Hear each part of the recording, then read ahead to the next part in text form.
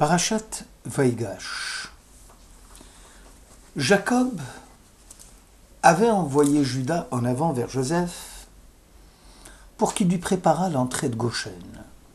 Joseph dit à ses frères, à la famille de son père, « Je vais remonter pour en faire part à Pharaon, et je lui dirai, mes frères et toute la famille de mon père qui habitèrent le pays de Canaan sont venus auprès de moi. Ces hommes sont pasteurs de troupeaux parce qu'ils possèdent du bétail. Maintenant, lorsque le Pharaon vous demandera et dira quelles sont vos occupations, vous répondrez, tes serviteurs se sont adonnés au bétail depuis leur jeunesse jusqu'à présent, ainsi que nos pères. C'est afin que vous demeuriez dans la province de Goshen, car les Égyptiens ont en horreur tout pasteur du menu bétail. Pharaon dit alors à Joseph, ton père et tes frères sont venus auprès de toi, le pays de l'Égypte est mis à ta disposition. Établis dans sa meilleure province, ton père et tes frères, qu'ils habitent la terre de Goshen, et si tu reconnais qu'il y a parmi eux des hommes de mérite, nomme-les inspecteurs de bestiaux de mon domaine. Genèse 46-47. Goshen est le premier ghetto de l'histoire juive. Les historiens sont unanimes pour dire qu'en tout temps et en tout lieu, les Juifs ont édifié des ghettos, en vue de se préserver des dangers d'un environnement hostile à leurs croyances et à leur mode de vie. Les Juifs vont choisir librement de vivre en vase clos, dans un milieu refermé sur lui-même, là la minorité juive séparée du reste de la population.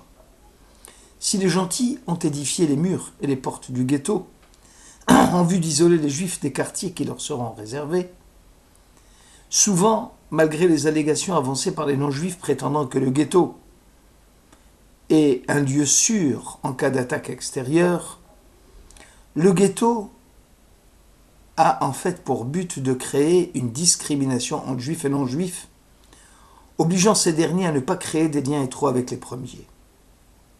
En fait, le ghetto de Goshen est le premier du genre. Un groupe de personnes choisit délibérément de vivre dans un espace restreint, privé presque totalement de tout contact avec la population environnante. Cette restriction est voulue par les tribus d'Israël pour des raisons religieuses. Ces restrictions ne s'appliquent pas au commerce ni à la liberté de mouvement. Kelly Yakar soutient que les frères de Joseph, en disant au Pharaon qu'ils étaient des bergers, étaient certains d'être écartés de la population égyptienne, car ces derniers avaient en horreur les pâtres de menu bétail. Le rabbin Hirsch relève que tout le temps que les nations du monde n'avaient pas encore érigé la morale universelle comme norme de droit, les murailles du ghetto bâties par les gentils vont protéger Israël des influences néfastes d'un environnement dépravé.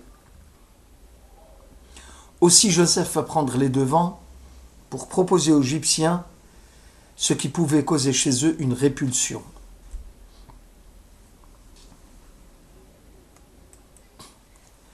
Les premiers commentateurs de la Bible, notamment Rabbeinu Bechaye, pensent que Joseph avait l'intention de sédentariser ses frères en leur permettant d'acquérir des techniques du travail de la terre, de celles de l'élevage et du pâturage.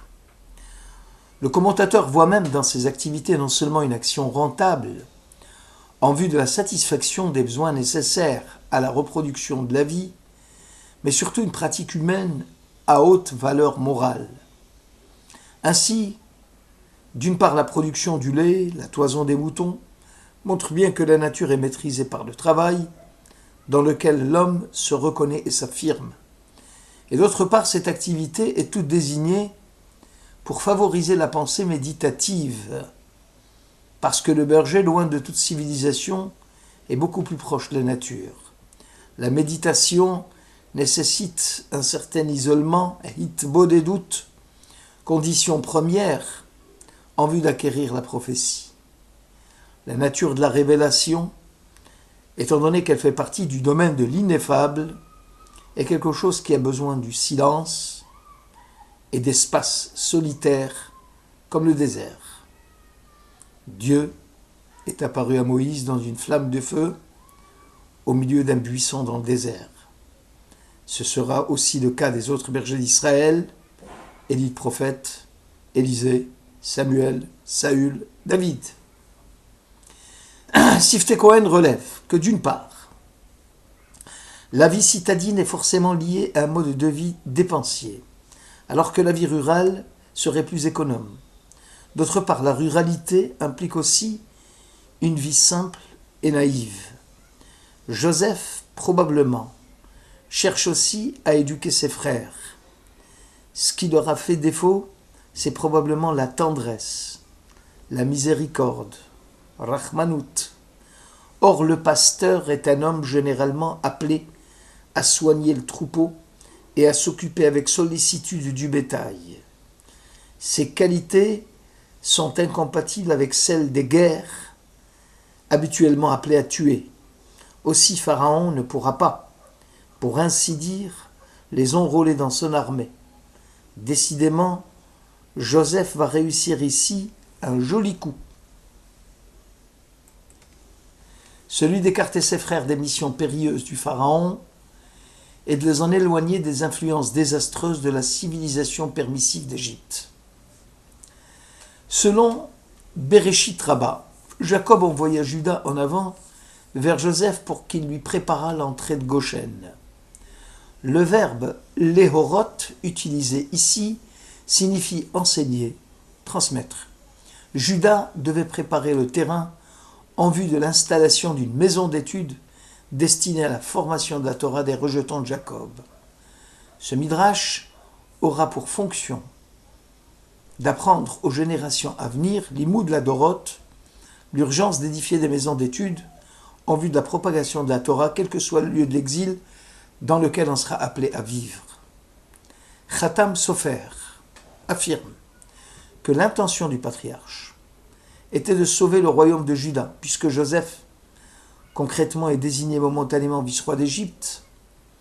Le même scénario se reproduira au temps des Hasmonéens, lorsque Juda sera privé de royauté, puisque celle-ci sera confisquée en même temps que la prêtrise par les Hashmonaïm issus de la tribu de Lévi. Les sages d'Israël décidèrent alors de nommer un président du Beth Din descendant de Beth Hillel afin de laisser le sceptre du commandement entre les mains de Juda. Oznaïm, la Torah, prétend que Jacob a voulu donner une leçon à ses fils. Grande est la mitzvah de l'étude de la Torah. Elle est supérieure à celle de sauver des âmes. Megillah 15. Joseph s'adressant à ses frères en disant « Faites part à mon père des honneurs qui m'entourent en Égypte et de tout ce que vous avez vu, c'est-à-dire comment je suis occupé à nourrir une population affamée, ne disposant pas beaucoup de temps à consacrer à l'étude. » Jacob montra alors la supériorité de l'étude de la Torah en fixant que tous les secours du monde, prodigués même aux plus démunis, ne dispensent guère des leçons de la Torah et de la crainte de Dieu. Le Admour de Lubavitch explique qu'il y a une approche différente du problème du temps imparti à l'étude, selon que l'on parle de Jacob et de ses fils, ou de Joseph et de ses fils. Joseph est un homme, dit le Admour, introduit dans la cour du Pharaon, répartissant probablement son temps entre la cour et ses problèmes d'intendance et celui consacré à l'étude de la Torah en harmonie totale avec le principe Torah im derech eretz. Jacob et surtout ses fils, en optant pour le métier de berger, vont tourner le dos aux affaires de ce monde pour consacrer la totalité de leur vie à l'étude intégrale, sans compromission selon le principe Torato ou Manuto. La mission de Juda est alors clairement définie.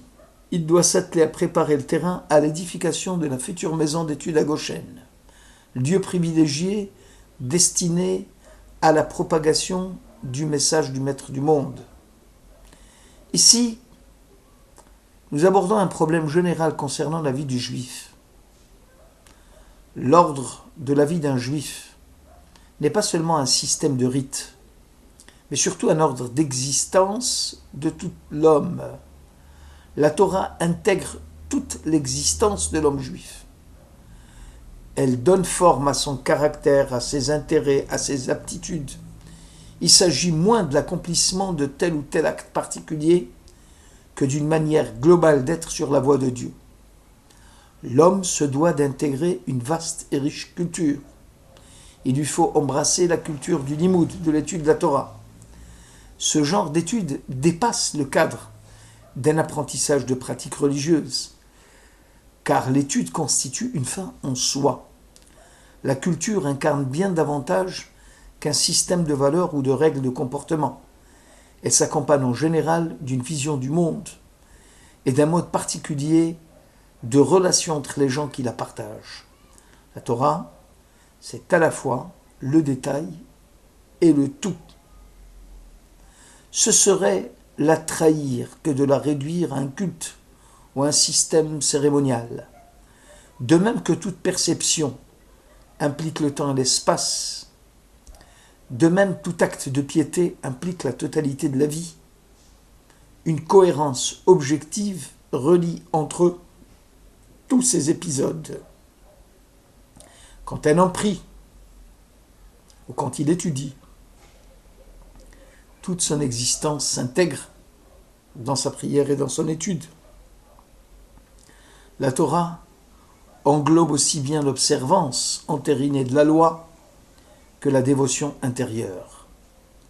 Le judaïsme intègre aussi bien le respect de la tradition, observance des rites, maintien des coutumes et des institutions héritées et transmises, avec son esprit conformiste, que celui de l'expérience religieuse au sein de l'introspection, de l'impondérable et de la métaphysique.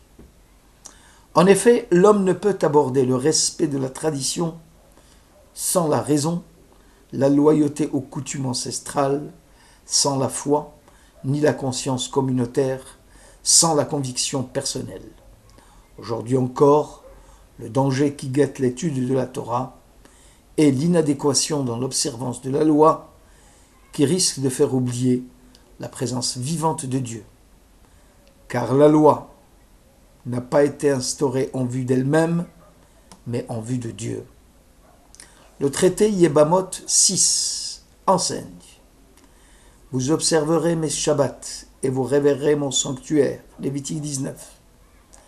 De même que l'on ne vénère pas le Shabbat, mais celui qui a ordonné l'observance du Shabbat, on ne vénère pas le sanctuaire, mais celui qui a ordonné les commandements concernant le sanctuaire.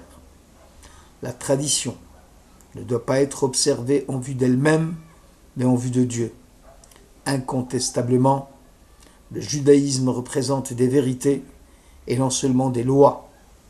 Il nous demande de chérir certaines pensées et d'être fidèle à certaines croyances et accomplir certaines actions. La culture, par l'étude de la Torah, est à la fois une manière de penser, une manière de vivre, une doctrine et une discipline, foi et action. L'exigence centrale du judaïsme n'est pas seulement la confession du type « je crois en », mais l'acceptation active d'un ordre qui détermine toute une vie. Shabbat Shalom.